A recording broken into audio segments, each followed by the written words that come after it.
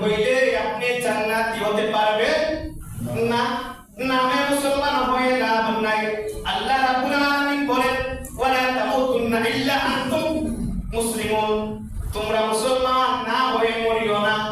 এখন বাজান আমরা তো মুসলমানের ঘরেরই মুসলমান। এখন আল্লাহ বললেন তোমরা এই আয়াতে আল্লাহ রাব্বুল আলামিন বললেন কুল্লু নাফসিন যায়িকাতুল মাউত, প্রত্যেক প্রাণীকে মৃত্যুর স্বাদ গ্রহণ করতে হবে, মৃত্যুর পেয়ালা গ্রহণ করতে হবে।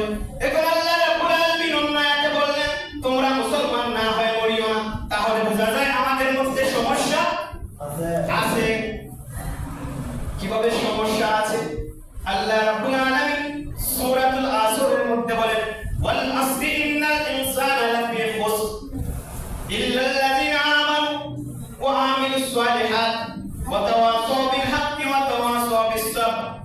আল্লাহ রাব্বুল আলামিন মহাকালের শপথ দিয়ে বলেন বান্দাগণ, আমার বান্দাগণ অবশ্যই অবশ্যই ক্ষতিগ্রস্তের দিকে নিমজ্জিত।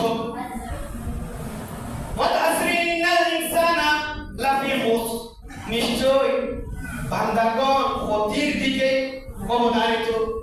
ইল্লাল্লাযিনা, তবে তারা নয়, ইল্লাল্লাযিনা আমানু, যারা ঈমান এনেছে, ওয়া আমিলুস সালিহাত, এবং আমলের সাল করেছে, আমল করেছে, ওয়া তাওয়াসাউ বিল হক, সত্য কথা বলেছে, ওয়া তাওয়াসাউ বিস সাবর, এবং ধৈর্য ধারণ করেছে।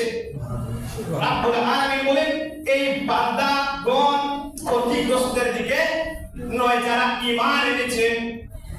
কোন মুসলমান, মুমিন এবং মুসলমান, মুমিন এবং মুসলমান দুই ব্যক্তির মধ্যে পার্থক্য আছে কি নাই?